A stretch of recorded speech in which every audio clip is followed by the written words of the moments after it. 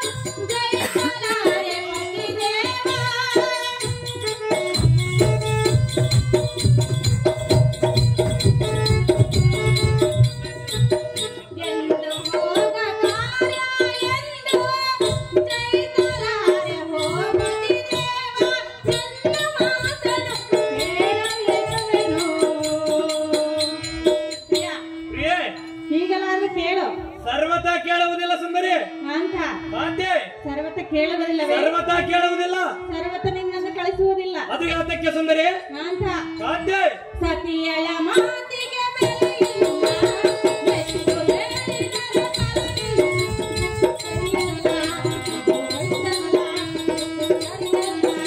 ಇದು ಒಳಿತಲ್ಲ.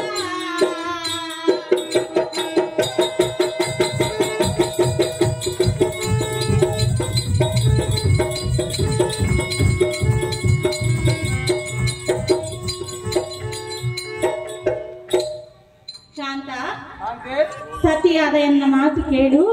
ಆ ದ್ರೌಪದಿ ಆಸೆ ಸರ್ವತಾ ಕೇಳುವುದಿಲ್ಲ, ದ್ರೌಪದಿಯನ್ನು ಎಳೆದು ತರುವುದು ಎಂದಿಗೂ ಬಿಡುವುದಿಲ್ಲ. ಕಾಂತ, ಕಾಂತೆ, ಪರ ಸತಿಯರ ಆಸೆಯನ್ನು ಪಡುವುದು ನ್ಯಾಯವಲ್ಲ. ಅವಳೇನು ಪರಸ್ತ್ರೀಯಳಲ್ಲ, ಪಾಂಡವರ ಪಟ್ಟವನ್ನು ಎಳೆದ ದ್ರೌಪದಿಯು. ಕಾಂತ, ಕಾಂತೆ, ಸತಿಯ ಮಾತನ್ನು ಮೀರಿ ಹೋದ ಮನ್ಮಥನು ಅವರನ್ನ ನೇತ್ರಕ್ಕೆ ಭಸ್ಮಕೃತವನಾದನಂತೆ. ಅವನು ಮನ್ಮಥನಾದರೆ ನಾನು ದುಶ್ವಾಸ ಮಹಾರಾಜನ ಸುಂದರಿ. ಅದಕ್ಕಾಗಿ ಹೇಳ್ತಿರುವೆನು, ಸತಿಯ ಮಾತನ್ನು ಮೀರಿ ಆ ದ್ರೌಪದಿಯನ್ನು ಎಳೆತರಬೇಡ ರಮಣ, ಸನ್ಮೋಹನಾಭರಣ.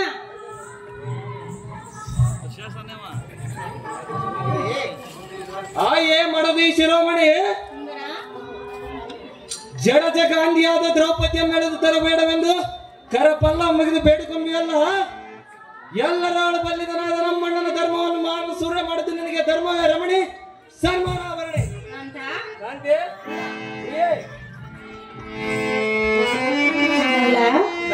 ಇಷ್ಟು ಆಟ ನಿನಗೆ ಸಾಧಿಸುವುದು ಇದಕ್ಕಾಗಿ ನಮ್ಮಣ್ಣನ ಅಪಮಾನವನ್ನು ನಾವು ಚಲದಂಕನಾದ ಕೌರವ ಮಹಾರಾಜನ ಒಂದು ಗೌರವಕ್ಕಾಗಿ ಸುಂದರಿ. ದ್ರೌಪದಿ ನಿನಗೆ ಏನಾಗಬೇಕು? ದ್ರೌಪದಿ ಏನಾದರೂ ಪರವಾಗಿಲ್ಲ, ಈಗಿನ ದಿನ ನಮ್ಮ ಅಣ್ಣನ ಆಜ್ಞೆ ಆಗಿರೋದು ಅವಳ ಮೆಳೆದು ತರುವುದು ಎಂದಿಗೂ ಬಿಡುವುದಿಲ್ಲ. ಧರ್ಮರಾಯನ ನಿನ್ನ ಅಣ್ಣನಾಗಬೇಕು. ಅಯ್ಯೇ ಸುಂದರಿ, ಹಾಗಾದರೆ ಇದಕ್ಕೊಂದು ಮಾತು ಹೇಳುವ ಸವಿಸ್ತಾರವಾಗಿ ಕೇಳು. ಏನು ಚೆನ್ನಾಗಿ ಹೇಳು. ದ್ರೌಪದಿ ನನಗೆ ಏನಾಗಬೇಕೆಂದು ಕೇಳಿಯಲ್ಲ, ಹೌದು ಪ್ರಿಯ. ಈ ಮಾತನ್ನು ಅವಳ ಗಂಡಂದಿರಾದ ಭೀಮಾರ್ಜುನರ ಬಳಿಗೆ ಹೋಗಿ ಕೇಳು. ಅವಳ ಇನ್ನ ಇಬ್ಬರ ಗಂಡರಾದ ನಕಲಾಸಾದಿಯವರಲ್ಲಿ ಹೋಗಿ ಕೇಳು. ಧರ್ಮರಾಯನಿಗೆ ಹೆಂಡತಿಯಾದವಳು ಅಣ್ಣನ ಹೆಂಡತಿ ಅತ್ತಿಗೆ ಆಗುವಳು.